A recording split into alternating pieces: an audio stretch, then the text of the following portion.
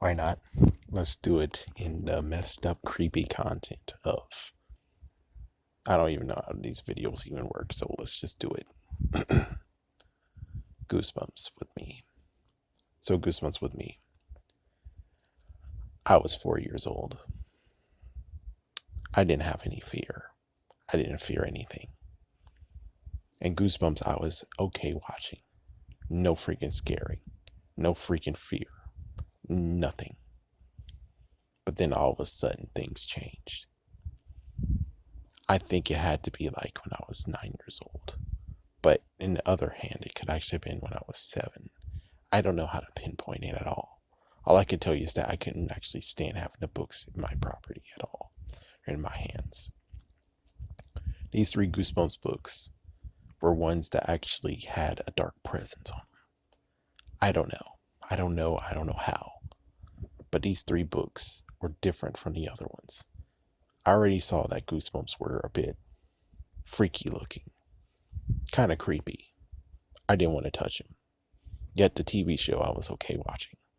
But I didn't want to have any of them in my person. But of course my dad forced my hand.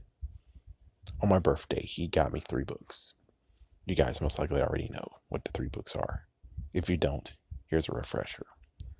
He gave me Horror at Camp Jelly Jam with that freaky guy on it. Apparently his name was Buddy. Scarecrow Walk at Midnight. Freaky Scarecrow. And of course, Phantom of the Auditorium. Freaky Man.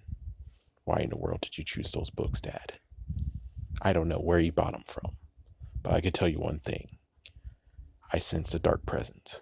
Who knows? Maybe my dad actually had dark reasoning to get those, and because of that, they actually had a dark sense on them, a dark aura. Almost anywhere my mom put them, anywhere my mom hid them, because I didn't want to see those. I didn't want them to have anywhere in the house at all. But wherever my mom put them, I can sense them. They can actually talk to me. When I fall asleep, I can actually sense where they were. I can sense them. My mom actually hid them many places. She actually hid them so many places. And everywhere she hid them, I found them. Especially when it came to the closet. Because there was one day I decided to actually that was the first time. I actually tried to sense where they were. Listen and everything. And I found them. It was right where the sense was going on. If you listen to the other videos, just like Ape Escape when he had the monkey detector, when you actually had that, when you were using a monkey detector, if you know, the monkey radar or ape radar, either way, it was like when you knew that there was one nearby, it vibrated. Same thing that happened to me when I actually found those books. I really didn't want those near me at all. Let's not even get started, but I think since I do have time, I will talk about the other incident that occurred. So I had no choice but to get rid of them. So I gave them to a girl named Regina. She didn't mind taking them from my hands at all. But they were so messed up, and they were just always contacting me. There was even one point that in my dream, one of the books actually infected it. It was actually trying to mess with me, toy with me, saying that in the backyard, it was not actually a normal backyard. Because in the back, we had a retention pond with lots of trees. It decided to play along with it and expand the trees, making it to the point of where it's just like in the book. There was one scarecrow, and it was able to walk. It could even come through the back door. It never did anything else. All I did was witnessed it walking. And note, this was before this Goosebumps video. It was before the Goosebumps episode. Way before. I never saw the Goosebumps episode until some years later. So it's very, very crazy that I got to see the scarecrows walk in my dream. All because the book decided to actually say, let's mess with them. But as soon as it's gone, everything faded. That was until I actually faced off with the 7th book. The seventh book decided to actually do some messed up stuff. First things first, it made sure I knew that it was there. And it could have been someone else. But on the other hand, I think it actually knew that it could actually mess with me. So I actually decided to try to put the book away. I basically tucked the book away.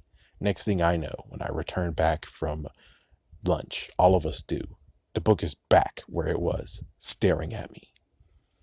And it got to the point of where when I went home, I looked at so many of the wooden things around me, and I saw eyes staring at me.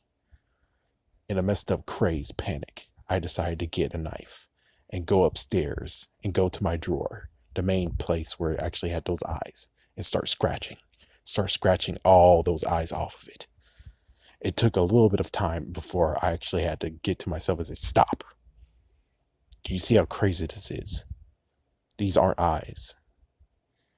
It's getting to you. You have to shake it off.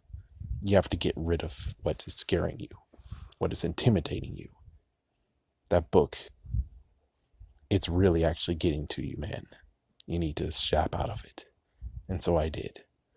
Sadly, even to this day, the book does actually give me a messed up, creepy stare. And it does kind of haunt me. But the good news is that since all the years passed, my aura, the sense of being able to sense things, have gotten a little bit hindered.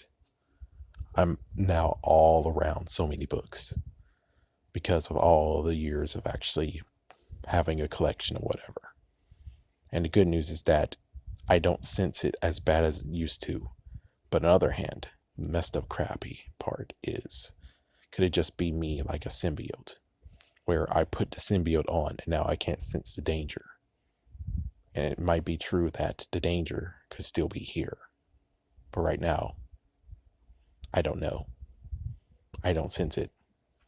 And that could be the worst thing of it all.